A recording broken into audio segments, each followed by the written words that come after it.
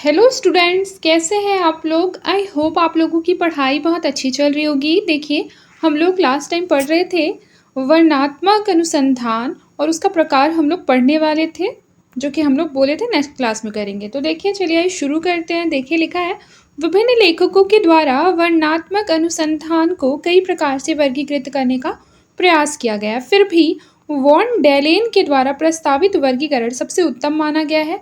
इसी वर्गीकरण के आधार पर वर्णनात्मक अनुसंधान को 3 प्रमुख भागों में बांटा गया है: सर्वेक्षण अध्ययन, अंतर संबंधों का अध्ययन और विकासात्मक अध्ययन। आइए देखते हैं सर्वेक्षण अध्ययन क्या होता है, यानी सर्वे स्टडी। देखिए, लिखा है सर्वेक्षण के अंग्रेजी पर्याय सर्वे शब्द की उत्पत्ति सूर तथा वियर से हुई है, जिसका अर्थ क्रमशः होता है, सूर का अर्थ होता है ऊपर से और वियर का अर्थ होता है देखना।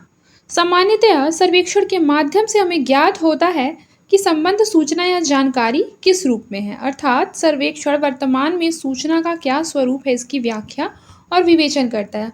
आप लोगों ने देखा होगा बेसिकली कि कई बार ऐसा होता है कि हम जब यूट्यूब बेसिकली कोई वीडियोस देखते हैं तो उसमें बीच में आ जाता है कि सर्वे, और उसमें वो हमसे एक क्वेश्चन, कोई भी एक क्वेश्चन होगा वो करता है, और उस बेसिस पे वो हमसे क्या जानना चाहता है कि वर्तमान में जो हमारी बेसिकली जो स्थिति है, जैसे कि मान लीजिए कुछ पसंद है हमें, वैसा लिख दिया कि आप कौन सा प्रोडक्ट यूज़ करते हैं। समटाइम्स ऐसा क्वेश्चन आता है, तो अगर आपने टिक कर दिया तो वो उस माध्यम से बेसिकली सर्वे जुटाना चाहता है, जानकारी एकत्र करना चाहता है कि उसके जितने भी सब्सक्राइबर है उसमें से कौन किस किस ब्रांड का जो मतलब कोई भी सामान है वो यूज़ करता है। ठीक है, तो इससे क्या हो गया कि उसे पता चल गया कि वर्तमान में उसके सूचना का क्या स्वरूप है। ठीक है, और उसे जो इन्फॉर्मेशन चाहिए थी वो उसे मिल गई। अब उसका वो यूज़ किसी भी प्रकार से कर सकता है। फिर देखिए, सर्वेक्षण अध्ययन का अर्थ है वर्तमान क्रिया में सुधार के लिए मौजूद परिस्थितियों से संबंधित आंकड़ों को एकत्र करना। सर्वेक्षण संबंधी आंकड़ों के संग्रह से हम 3 प्रकार की सूचनाएं प्राप्त करने में उसका प्रयास करते हैं। पहला हो जाएगा वर्तमान स्थिति क्या है, यानी वर्तमान स्तर का निर्धारण। फिर है हम क्या चाहते हैं, फिर हम उसे कैसे प्राप्त कर सकते हैं। ठीक है, जैसे कि फॉर एग्जाम्पल के लिए अगर हम आंकड़ों को संग्रह करते हैं तो कहीं ना कहीं हम इस क्वेश्चन को तो जरूर फाइंड करते हैं कि जो भी हो लेकिन उसकी वर्तमान स्थिति क्या है और हमें वो क्यों चाहिए, है ना। फिर है कि हम उसे कैसे प्राप्त कर सकते हैं। ये तीनों हम लोगों को क्वेश्चन का आंसर फाइंड करना होता है। अब देखिए, सर्वेक्षण अनुसंधान अध्ययन की विशेषताएं क्या क्या हैं। तो पहला हो जाएगा अनुसंधान का आधार जो होता है वो प्रतिदर्श होता है, यानी सैम्पलिंग होता है। विभिन्न प्रकार के सैंपल इकट्ठे करके हम क्या करते हैं, उसका अध्ययन करते हैं। फिर उसके बाद देखिए, प्रतिदर्श यादृच्छिक चयन यानी रैंडम सैम्पलिंग के द्वारा निर्धारित किया जाता है, और मैंने आप लोगों को पढ़ाया है कि रैंडम सैम्पलिंग क्या होता है। इसका जो स्वरूप होता है वो अप्रायोगिक होता है, यानी कि नॉन एक्सपेरिमेंटल होता है। इससे जनसंख्या की यथार्थ विशेषताओं के बारे में ज्ञान प्राप्त होता है, जैसे मैंने यूट्यूब वाला एग्जाम्पल लिया। इसका संबंध एक निश्चित भौगोलिक क्षेत्र से होता है। आप यूट्यूब वाले एग्जाम्पल से इसको भी समझ सकते हैं, और इससे वर्तमान की स्थिति का अध्ययन किया जा सकता है। फिर देखिए, इसमें लिखा है कि भारतीय जनगणना 2011 में सर्वेक्षण अध्ययन की सहायता ली गई थी, याद रखिएगा। फिर उसके बाद देखिए, अब है टाइप्स ऑफ सर्वे स्टडी। तो आइए देखते हैं। देखिए, पहले हो जाएगा कि सर्वेक्षण संबंधी अध्ययन का मुख्य क्षेत्र, मतलब अध्ययन का क्षेत्र मुख्य रूप से समस्या की प्रकृति पर निर्भर करता है। सर्वेक्षण अनेक प्रकार के हो सकते हैं, जिनके मुख्य 5 प्रकार निम्नलिखित है। पहला हो जाएगा विद्यालय सर्वेक्षण, यानी स्कूल सर्वे। इस सर्वेक्षण के अंतर्गत प्राप्त सूचना के आधार पर विद्यालयों की क्षमता और प्रभावशीलता का विकास करने का प्रयास किया जाता है। इस प्रकार के सर्वेक्षण में शहरी एवं ग्रामीण क्षेत्र के विद्यालयों को शामिल किया जाता है। सर्वेक्षण में निम्नलिखित प्रमुख उपकरणों का प्रयोग किया जाता है। जैसे आपको पहला दिखाई दे रहा होगा ऑब्जर्वेशन, जिसे कि हम निरीक्षण कहते हैं। आपको पता है ऑब्जर्वेशन क्या होता है। जब हम लोग कॉलेज में या स्कूल में प्रैक्टिकल करते थे तो कहीं ना कहीं हम लोग सबसे पहले क्या निकालते थे, ऑब्जर्वेशन निकालते थे, लिखते भी थे ऑब्जर्वेशन, हम लोगों ने क्या फाइंड किया। ठीक है, उसके बेसिस पे हम लोग कैलकुलेशन निकालते थे, और कैलकुलेशन के बाद हमारा मेन रिजल्ट आता था। ठीक है, ये वही ऑब्जर्वेशन है। ऑब्जर्वेशन के बाद प्रश्नावली, कि हमें कौन कौन से क्वेश्चन के आंसर फाइंड करने हैं। ठीक है, फिर उसके बाद देखिए साक्षात्कार, इंटरव्यू, फिर है मानक परीक्षण, फिर उसके बाद है प्राप्तांक पत्र, फिर है मूल्यांकन का मापदंड करना। अब देखिए कार्य विश्लेषण। तो इस सर्वेक्षण के अंतर्गत कार्यकर्ताओं की कार्य पद्धति, कमजोरियों, अक्षमताओं को पहचानना, पहचाना जाता है। कार्य विश्लेषण के अंतर्गत क्या पहचाना जाता है कि कार्यकर्ताओं की कार्य की जो पद्धति है वो किस तरह की है, उनके वीकनेस क्या है, उनकी स्ट्रेंथ क्या है, ठीक है। इस तरह की बातें हम जान सकते हैं जब किसी का वर्क एनालिसिस किया जाता है तब। फिर देखिए लिखा है कि मानव शक्ति के सर्वोत्तम सदुपयोग के दृष्टि से कार्य का वितरण।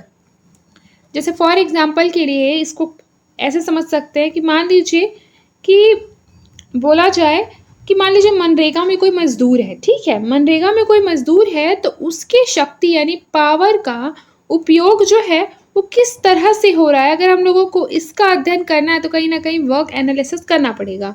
फिर देखिए विभिन्न प्रकार के उत्तरदायित्व और कौशल विकास हेतु वेतन तथा भत्ते का निर्धारण करना। ये भी हम कैसे करते हैं, वर्क एनालिसिस के द्वारा, कि मान लीजिए जिसका ज़्यादा कौशल युक्त क्या है वर्क है, उसको जो है सैलरी वो ज़्यादा मिलती है। आज के टाइम पे भी ऐसा होता है।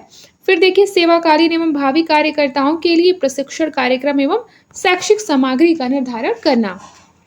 फिर देखिए कार्यकर्ताओं की प्रोन्नति की आवश्यकताएं निश्चित करना। प्रोन्नति यानी बेसिकली बोलते हैं ना प्रमोशन हो गया है, उसके लिए भी वर्क एनालिसिस करना इम्पॉर्टेंट है। फिर देखिए प्रशासनिक संगठन एवं क्रिया के बेहतर संचालन के लिए आवश्यक रूप से सैद्धांतिक रूपरेखा का संचालन करना। अब देखते हैं प्रलेखी विश्लेषण। आइए देखते हैं। देखिए प्रलेखी विश्लेषण मतलब होता है डॉक्यूमेंट्री एनालिसिस। प्रलेखी विश्लेषण अनुसंधानकर्ता के लिए आंकड़े प्राप्त करने की दृष्टि से महत्वपूर्ण है। इसे विषय वस्तु विश्लेषण, क्रिया अथवा सूचनात्मक विश्लेषण भी कहा जाता है। प्रलेखी विश्लेषण के अंतर्गत भूतकालीन यानी कि ऐतिहासिक अनुसंधान व वर्तमान यानी कि वर्णनात्मक अनुसंधान अभिलेखों का विश्लेषण किया जाता है। यह प्रलेख लेख, कहानी, उपन्यास, कविता, टीवी कथानक आदि कुछ भी हो सकता है। फिर देखिए प्रलेखी विश्लेषण के निम्नलिखित प्रकार हैं। पहला हो जाएगा इसके द्वारा व्यक्तियों की मनोवैज्ञानिक दशाओं, मूल्यों, रुचियों, अभिवृत्तियों एवं पक्षपातों आदि का ज्ञान प्राप्त कर सकते हैं। फिर दूसरा हो जाएगा विद्यालय एवं समाज की विशिष्ट अवस्थाओं एवं क्रियाओं का ज्ञान प्राप्त करने में सहायक होता है। फिर उसके बाद देखिए विद्यालय व्यक्ति एवं समाज की कमजोरियों का ज्ञान प्राप्त कर सकते हैं। फिर उसके बाद है विद्यालयों के पाठ्यक्रम के विश्लेषण के द्वारा प्रवेश की शर्तों, पाठ्यक्रम, विषय, पुस्तकों के विषय में भी ज्ञात कर सकते हैं। तो यानी कि बेसिकली बोला जाए तो जो प्रलेखी विश्लेषण है वो क्या होते हैं, उसका किस किस फील्ड में यूज़ हो सकता है वो सारी चीज़ें यहाँ पर दिया हुआ है, ठीक है।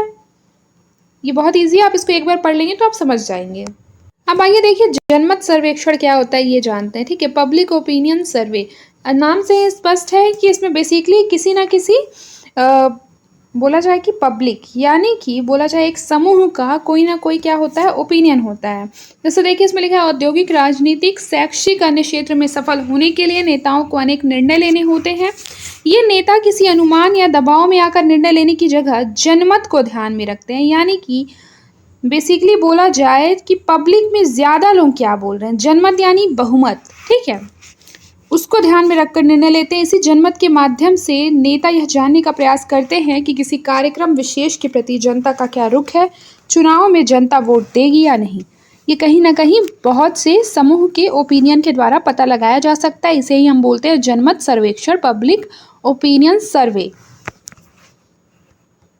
जैसे देख लीजिए कि शिक्षा के क्षेत्र में क्या होता है कि जनमत संग्रह कराकर ही विद्यालय की क्रियाओं के प्रति जनता के रुख को जानने का प्रयास किया जाता है। जैसे बोलते हैं ना कि आप अपना ओपिनियन बताइए, उस हिसाब से क्या करेंगे हम स्कूल की संस्था या स्कूल के किसी भी चीज़ में अगर सुधार करना है तो वो करेंगे। तो ये क्या हो जाएगा, ये जनमत सर्वेक्षण का ही ये कहीं ना कहीं एक प्रकार है।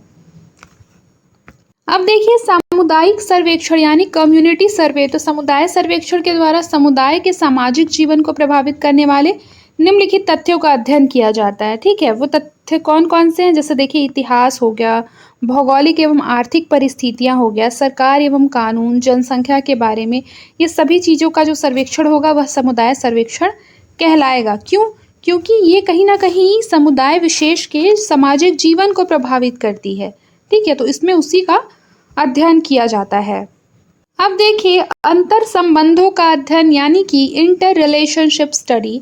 इसको आप देख सकते हैं कि अंतर संबंधों के अध्ययन में अनुसंधानकर्ता वर्तमान स्थिति के सर्वेक्षण के साथ साथ उन तत्वों को भी खोजने का प्रयास करता है जो घटनाओं के संबंध में विषय में सूझ प्रदान कर सके यानी समझ प्रदान कर सके। ये बेसिकली 3 प्रकार के होते हैं अंतर संबंधों का अध्ययन। एक होता है व्यक्तिक अध्ययन, दूसरा होता है कार्य कारण तुलनात्मक अध्ययन, एक होता है संबंधनात्मक अध्ययन। अब देखिए सबसे पहले हम लोग पढ़ेंगे व्यक्ति अध्ययन। देखिए जो व्यक्ति अध्ययन होता है, यहाँ ध्यान रखिएगा, व्यक्ति अध्ययन के अंतर्गत किसी सामाजिक इकाई, एक व्यक्ति, परिवार, समूह या सामाजिक संस्था हो गया, समुदाय का गहन अध्ययन किया जाता है। इसमें किसी भी सामाजिक इकाई को प्रभावित करने वाली अतीत की घटनाओं यानी कि जो घटना भूतकाल में घटी है, ठीक है, उन घटनाओं की अनुभूतियों, वर्तमान स्थिति एवं वातावरण के संबंध में आंकड़े एकत्र किए जाते हैं। इसके अंतर्गत सामान्य की अपेक्षा असामान्य व्यक्ति अथवा इकाई के अध्ययन पर बल दिया जाता है। देखिए पीवी यंग ने क्या लिखा है कि व्यक्ति अध्ययन में किसी सामाजिक इकाई के व्यक्ति जीवन की खोज एवं उसका विश्लेषण किया जा सकता है। यानी बेसिकली बोला जाए तो व्यक्ति जीवन के अध्ययन, मान लीजिए उसके जीवन में कोई ऐसी घटना, महत्वपूर्ण घटना घटी हो जिसका कि वर्तमान पर असर हो रहा है, ठीक है, तो उसके बारे में अध्ययन करना क्या कहलाएगा? व्यक्ति अध्ययन कहलाएगा। जैसे देखिए भले ही वह इकाई व्यक्ति, परिवार, संस्था, सांस्कृतिक समूह या संपूर्ण समुदाय क्यों ना हो, ये किसके अंतर्गत आएगा? व्यक्ति के अंतर्गत आएगा। अब देखिए व्यक्ति अध्ययन के सोपान देख लीजिए। तो सबसे पहले मैंने आप लोगों को ये वाला बहुत बार पढ़ाया है कि सबसे पहले जब भी हम शोध कार्य करते हैं हमें क्या करना होता है? प्रॉब्लम को फाइंड करना होता है, ठीक है, कि प्रॉब्लम क्या है, ठीक है, उसको एक्सप्लेन करना। फिर उसके बाद अध्ययन के स्वरूप का निर्धारण कि इस प्रॉब्लम को सॉल्व करने के लिए जो हमारी अध्ययन की क्रियाएं होंगी वो किन चरणों से होकर गुजरेगी। फिर उसके बाद है इकाइयों की संख्या का निर्धारण, फिर घटनाक्रम का व्यवस्थापन, फिर निर्धारण तत्वों की एक एक करके एक्सप्लेन करना, उसको व्याख्या करना, उसके बाद जो परिणाम आएगा उसको विश्लेषण करना, फिर है परिणाम की व्याख्या करना और तत्पश्चात हम लोग रिजल्ट या फिर कंक्लूजन या फिर निष्कर्ष पर पहुंचेंगे। अब देखिए व्यक्ति अध्ययन में सूचना के क्या क्या स्रोत हो सकते हैं। तो व्यक्तिगत आलेख यानी आत्मकथा, डायरी, पत्र या स्वीकारोक्तियां। संबंधित व्यक्ति में हो जाएगा माता पिता, पड़ोसी, मित्र, रिश्ते, नातेदार, अध्यापक। जीवन वृत्त आलेख में हो जाएगा यह व्यक्ति के जीवन की उन घटनाओं का आलेख होता है जो उससे सीधे संबंधित होते हैं। आप लोग समझ गए? तो सबसे पहले देखिए व्यक्तिगत आलेख को समझिए। यहाँ तो साफ साफ लिखा हुआ है, इसमें समझने की क्या आवश्यकता है? आत्मकथा। आत्मकथा कौन सी कथा होती है? जो स्वयं के बारे में लिखी जाती है, वह आत्मकथा होती है। तो कहीं ना कहीं क्या होता है आत्मकथा? डायरी में भी हम स्वयं के बारे में लिखते हैं, पत्र लिखते हैं, तो ये क्या हो जाता है? व्यक्तिगत हो जाता है। संबंधित व्यक्ति में लिख सकते हैं हम माता पिता, पड़ोसी, मित्र, रिश्तेदार इत्यादि। जीवन वृत्त। जीवन वृत्त क्या होता है? जीवन वृत्त आलेख वह आलेख होता है कि यह व्यक्ति के जीवन की उन घटनाओं का आलेख होता है जो कि उससे सीधे संबंधित हो, ठीक है।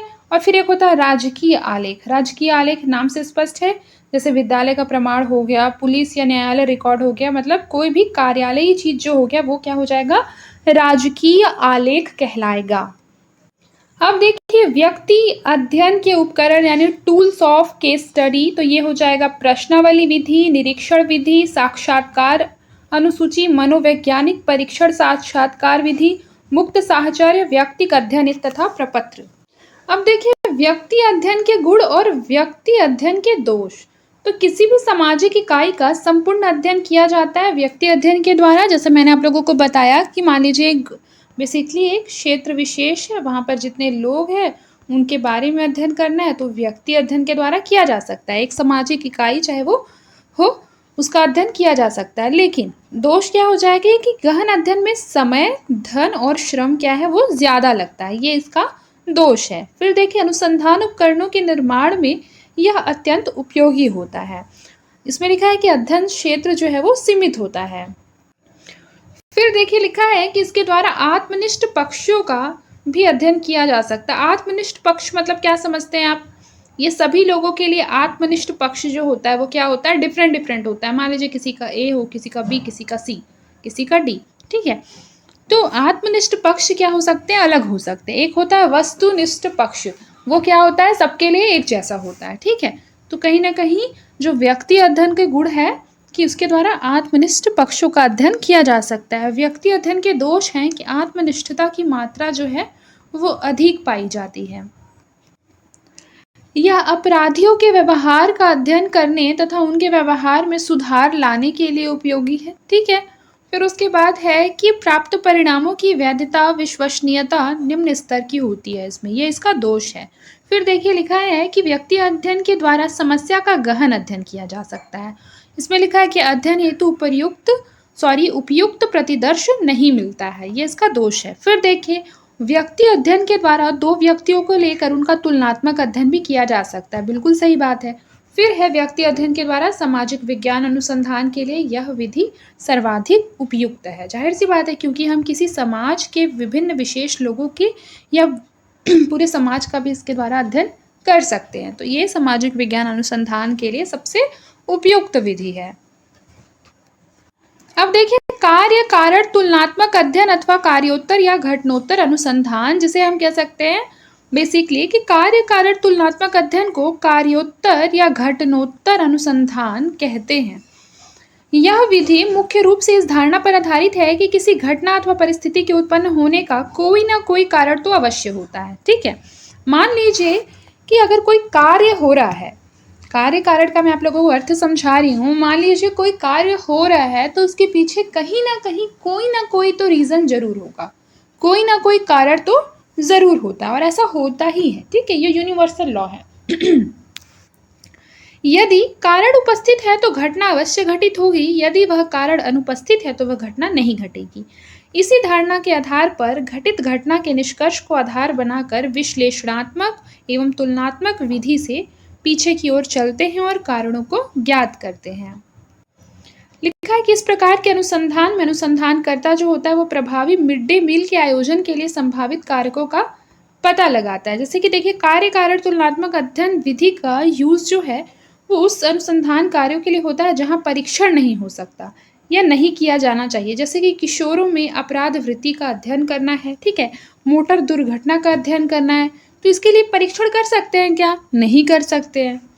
तो यहाँ पर क्या हो जाएगा, ये कार्य कारण जो है वो प्रभावी होगा कि मोटर अगर दुर्घटना हो रही है तो उसके पीछे का हम लोगों को रीजन फाइंड करना है। क्या फाइंड करना है? रीजन फाइंड करना है। ठीक है, देखिए कार्य कारण तुलनात्मक अध्ययन के गुण और दोष पढ़ लेते हैं। सबसे पहले गुण लिखा हुआ है कि सामाजिक, शैक्षिक एवं नैदानिक समस्याओं के लिए यह विधि उपयोगी है। ऑब्वियस सी बात है, इस विधि के द्वारा हम बेसिकली शिक्षा के क्षेत्र में मान लीजिए कि जो बच्चे हैं वो आपकी बातों को नहीं समझ पा रहे हैं, आप किस तरह से समझा रहे हैं। मान लीजिए आप लोग ही मेरे मान लीजिए समझाने के तरीके को एक्सेप्ट नहीं कर पा रहे हैं या नहीं समझ पा रहे हैं, तो मुझे क्या फाइंड करना है?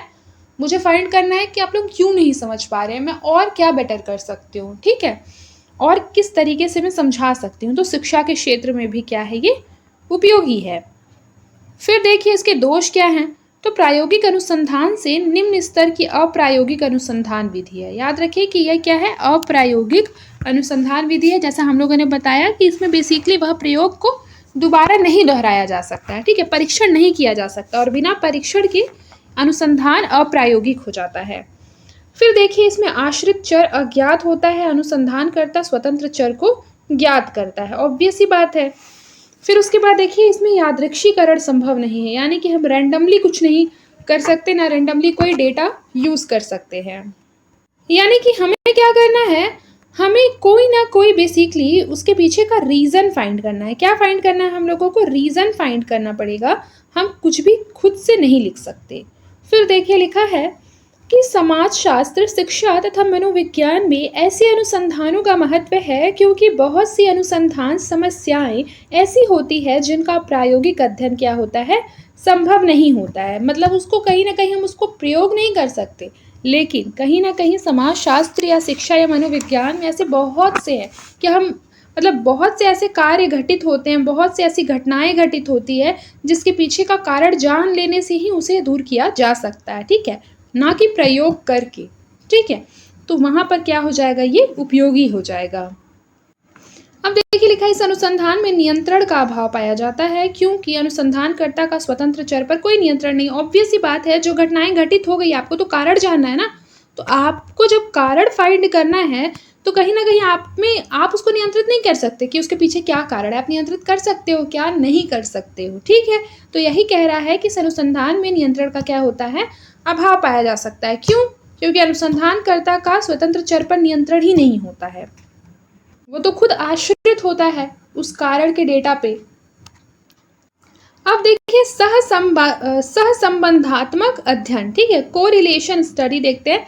यह अध्ययन दो या दो से अधिक चरों, घटनाओं या वस्तुओं के पारस्परिक संबंध के अध्ययन से संबंधित है। नाम से ही हालांकि स्पष्ट हो गया था, संबंधात्मक, यानी कि दो लोग हैं और या फिर दो वस्तु हैं, उनके बीच में क्या करना है, संबंधों के माध्यम से अध्ययन करना है। कार्यकरण संबंध को समझने की दृष्टि से भी इस विधि का यूज किया जाता है, जैसे कि यदि अनुसंधानकर्ता शारीरिक और मानसिक विकास के संबंध का अध्ययन करना चाहता है तो वह सहसंबंध अनुसंधान का प्रयोग करेगा। ऑब्वियस सी बात है, मान लीजिए कि पेरेंट्स हैं और पेरेंट्स के साथ साथ उनके बच्चे, और मान लीजिए बच्चों को कोई मनोवैज्ञानिक कोई रोग हो गया है, जैसे फॉर एग्जांपल कि वो अपने पेरेंट्स के सामने क्या नहीं कर सकता है, अपने आप को एक्सप्रेस नहीं कर पाता है, तो कहीं ना कहीं आप उसके पीछे का रीज़न फाइंड करने का जो है वो प्रयास करेंगे कि ऐसा क्या हो गया है या फिर ऐसा क्या रीज़न है कि जो बच्चा है वो ऐसे कर रहा है। तो फिर आप उसके पेरेंट्स का भी कहीं ना कहीं बिहेवियर जो है वो टेस्ट करेंगे और उस बच्चे का भी बिहेवियर क्या करेंगे, टेस्ट करेंगे। फिर दोनों को टेस्ट करने के बाद ही आप किसी निष्कर्ष पर पहुंचेंगे। तो इसके लिए सहसंबंधनात्मक जो अध्ययन है वो बहुत ज़्यादा इम्पॉर्टेंट हो जाता है। देखिए लिखा है, वॉन डेलन कहते हैं कि सहसंबंध विधि का प्रयोग दो चरों के संबंध की सीमा निश्चित करने के लिए करते हैं। यह कितने प्रकार का होता है? सहसंबंध मुख्यतः तीन प्रकार का होता है। एक होता है पॉजिटिव कोरिलेशन, तो ऑब्वियस सी बात है, नाम से स्पष्ट हो रहा है पॉजिटिव कोरिलेशन में कि जब एक चर के बढ़ने से दूसरे चर में भी वृद्धि होती है अथवा एक चर के घटने से दूसरे चर में भी घटाव हो, तो इस प्रकार का जो सहसंबंध है वो धनात्मक सहसंबंध कहलाता है। मान लीजिए कि बेसिकली घर में कोई एक बड़ा भाई या बड़ी बहन है जो कि बहुत अच्छे से पढ़ाई करता है, तो उसका जो असर है वो छोटे भाई बहनों पर अवश्य पड़ता है। तो ये क्या होगा, वो भी अच्छे से मन लगाकर छोटे वाले लोग भी पढ़ेंगे, तो ये क्या हो जाएगा, धनात्मक सहसंबंध कहलाएगा। फिर देखिए ऋणात्मक सहसंबंध यानी नेगेटिव कोरिलेशन, यानी कि जब एक चर में वृद्धि होने पर दूसरे चर में घटाव होता है, एक चर में घटाव होने पर दूसरे चर में वृद्धि होता है, तो इस प्रकार के रिलेशन को ऋणात्मक सहसंबंध कहेंगे। फॉर एग्जाम्पल के लिए कि देख लीजिए कई बार ऐसा होता है कि बड़े वाले बच्चे जो होते हैं वो पढ़ने में मान लीजिए अच्छे, तो पेरेंट्स क्या करते हैं कि उनकी तुलना करते हैं, छोटे वाले बच्चों की तुलना करते हैं कि अपने बड़े भाई से सीखो कि वो क्या, मतलब कि वो कितना अच्छा कर रहे हैं, तुम दिन रात खेलते रहते हो, तुम पढ़ाई नहीं करते। इस तरीके से होता है ना, सबके घर पे होता होगा। तो इस टाइम पे मान लीजिए कि जो छोटे बच्चे हैं उनके अंदर अगर हीन भावना पैदा हो गई कि मम्मी पापा तो ऐसे ही कहते रहते हैं, मैं तो और नहीं पढ़ाई करूँगा, अब तो बिल्कुल भी बुक ही नहीं टच करूँगा, इस तरीके का अगर हो गया तो ये क्या हो जाएगा, सहसंबंध ऋणात्मक सहसंबंध कहलाता है। ठीक है, क्योंकि किसी के बढ़ने से क्या हो रहा है, कोई और ज़्यादा घट रहा है हीन भावना में फंस कर। ठीक है, अब हम लोग आगे बढ़ते हैं, शून्य सहसंबंध देख लेते हैं। देखिए शून्य सहसंबंध क्या होता है, जीरो कोरिलेशन। तो जब एक चर में घटाव या वृद्धि का दूसरे चर पर कोई प्रभाव नहीं पड़ता, तो इस प्रकार का सहसंबंध शून्य सहसंबंध कहलाता है। आप इसको उसी एग्जाम्पल के साथ समझ सकते हैं। मान लीजिए, चलिए दूसरा एग्जाम्पल ले लेते हैं। पेरेंट्स हैं, ठीक है, पेरेंट्स हैं, उनके पास तो एक्सपीरियंस है, वो देख लिए हैं पूरी दुनिया, ठीक है। अब उनके बच्चे क्या कर रहे हैं, शुरू शुरू में उनको बहुत तंग कर रहे थे, तो उनके ऊपर प्रभाव पड़ रहा था। अब धीरे धीरे क्या हो गया, होता है ना कि एक बार कुछ होता है तो बहुत ज़्यादा इम्पैक्ट पड़ता है, फिर धीरे धीरे आदत हो जाती है। तो पेरेंट्स को क्या हो गया, इस चीज़ की आदत हो गई कि हाँ उनका बच्चा तो बी ग्रेड ही लाएगा, तो फिर वो उस बच्चे से उम्मीद करना ही छोड़ देते हैं और उनके ऊपर मान लीजिए वो बी ला रहा है, सी ला रहा है, कोई इम्पैक्ट नहीं पड़ता है। ठीक है, मान लीजिए सिर्फ एग्जाम्पल है। तो अगर उनके ऊपर कोई इम्पैक्ट नहीं पड़ रहा है तो हम कह सकते हैं कि ये क्या हो जा रहा है, शून्य सहसंबंध हो रहा है। ठीक है, अब देखिए विकासात्मक अध्ययन क्या होता है, जिसे हम कहते हैं डेवलपमेंटल स्टडी। देखिए विकासात्मक अध्ययन केवल वर्तमान स्थिति या पारस्परिक संबंध को ही स्पष्ट नहीं करता है, बल्कि यह भी स्पष्ट करता है कि समय व्यतीत होने के साथ इसमें क्या परिवर्तन आए हैं। इस प्रकार के अध्ययन में अनुसंधानकर्ता काफ़ी लंबे समय तक चरों के विकास का अध्ययन करता है। यह अवधि कभी कभी महीनों से वर्षों तक चलती है। जैसे कि मैं आप लोगों को एक बात बता दूं, एक होता है ना ग्रोथ और एक होता है डेवलपमेंट। मैंने आप लोगों को दोनों पढ़ाया, ठीक है। तो फिलहाल हम लोग वृद्धि की जगह भी विकास पढ़ रहे हैं। वृद्धि जो होता है बेसिकली वो शॉर्ट टर्म के लिए होता है, लेकिन विकास जो होता है वो लॉन्ग टर्म के लिए होता है। ठीक है, लॉन्ग टर्म के स्टडी के पश्चात ही हम लोग विकास को निकाल सकते हैं, फाइंड कर सकते हैं, जो भी। ठीक है, तो यहाँ पर वही चीज़ लिखा हुआ है कि ये जो अवधि होती है जब हम विकासात्मक अध्ययन करते हैं किसी भी चीज़ों का, तो क्या होता है, वह कहीं ना कहीं बहुत समय व्यतीत होने के पश्चात, उसको बहुत मतलब डिफरेंट टाइप से उसका स्टडी करने के पश्चात हम रिजल्ट तक पहुँचते हैं। ये कितने प्रकार का होता है? 3 प्रकार का होता है। आइए उसको भी पढ़ लेते हैं। जैसे देखिए अनुदैर्ध्य अध्ययन यानी कि लॉन्गिट्यूडनल स्टडी। ये हो जाएगा इस प्रकार के अध्ययन में बच्चों के विकास की स्थिति का अध्ययन थोड़े थोड़े समय अंतराल पर करते हैं। जैसे एक समूह के बालकों का अनेक चरों से सहसंबंध का अध्ययन कर 12, 13, 14, 15, 16 वर्ष की आयु का रेखाचित्र प्रस्तुत करना, इसको बोलते हैं हम अनुदैर्ध्य अध्ययन।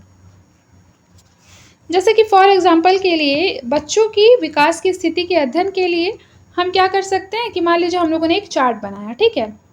जैसे कि हम लोगों को किसी भी बच्चे का महीने में क्या प्रोग्रेस रिपोर्ट है वो देखना है, ठीक है, या उसने किस तरीके से विकास किया। 1 महीने का बना लीजिए या 1 साल का। 1 साल का बनाएंगे तो मान लीजिए आप लोग जनवरी में उसके डेटा को नोट करेंगे, उसके बाद फेब में करेंगे, उसके बाद आप लोग मार्च में करेंगे, फिर उसके बाद अप्रैल में करेंगे। तो इस तरीके से करके आप 12 महीने का क्या करेंगे, कहीं ना कहीं रेखा चित्र प्रस्तुत करेंगे, उसका डेटा जो है वो कलेक्ट करेंगे। तो ये क्या हो जाएगा, अनुदैर्ध्य अध्ययन कहलाएगा, क्योंकि आप लोगों ने इस जो ये अध्ययन किया है उसमें थोड़ी थोड़ी समय अंतराल के पश्चात क्या किया है, डेटा को फाइंड किया है। देखिए अब देखिए लिखा है प्रतिनिध्यात्मक अध्ययन, जैसे कि क्रॉस सेक्शनल स्टडी कहते हैं। देखिए लिखा है कि इस प्रकार के अध्ययन में एक ही बच्चे अथवा समूह का वर्षों तक अध्ययन करने की जगह एक ही समय में विभिन्न आयु के बच्चों का अध्ययन एक साथ करते हैं। जैसे कि किसी चर के संबंध का अध्ययन करने के लिए एक ही समय में एक साथ 12, 13, 14 व 15 वर्ष की आयु के बालकों को लेना। देखिए बेसिकली इसमें क्या करना है कि जो ये अध्ययन हम करेंगे उसमें एक ही बच्चे या फिर समूह का वर्षों तक अध्ययन करने की जगह हम क्या करेंगे, एक ही समय में अध्ययन कर लेंगे एक साथ, ठीक है।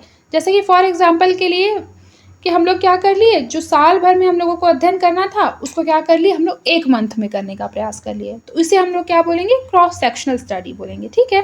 जैसे उसमें लिखा ना, एक ही समय में एक साथ हम लोग क्या करेंगे, विभिन्न एज के जो बच्चे हैं उनको क्या करके उनका जो है डेटा एकत्र करने के लिए। जैसे उदाहरण के लिए लिखा है 9 वर्षीय बच्चे 7 वर्षीय बच्चों से ज्यादा लंबे होते हैं। अब देखिए प्रवृत्ति अध्ययन, क्या नाम है, प्रवृत्ति अध्ययन, ट्रेंड स्टडी।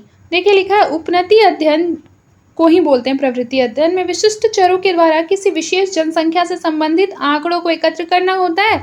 इन आंकड़ों के विश्लेषण के द्वारा वर्तमान उपनति यानी ट्रेंड की व्याख्या, उसका वर्णन किया जाता है। अब देखिए प्रयोगात्मक अनुसंधान विधि, जिसे बोलते हैं एक्सपेरिमेंटल रिसर्च मेथड बोलते हैं। देखिए प्रयोगात्मक अनुसंधान विधि जॉन स्टुअर्ट मिल के एकल चर के नियम यानी लॉ ऑफ सिंगल वेरिएबल पर आधारित है। प्रयोगात्मक अनुसंधान की एक उन्नत विधि है। इस विधि में अनुसंधानकर्ता यानी रिसर्चर स्वतंत्र चर इंडिपेंडेंट वेरिएबल्स एवं आश्रित चर डिपेंडेंट वेरिएबल्स के मध्य कार्य और कारण संबंधों का अध्ययन करता है। आप लोग समझ गए होंगे कि प्रयोगात्मक अनुसंधान जो है उसमें क्या होता है कि एक स्वतंत्र चर होता है, एक आश्रित चर होता है, और दोनों के बीच हम लोगों को कार्य कारण संबंधों का अध्ययन करना होता है। इसके लिए प्रयोगात्मक विधि जो है वो इम्पॉर्टेंट है। जैसे कि फॉर एग्जाम्पल मैंने आप लोगों को बताया भी था कार्य कारण विधि क्या होता है, ठीक है। मान लीजिए कोई कार्य या कोई घटना घटित हो रहा है, उसके पीछे का जो है वो कारण फाइंड करना।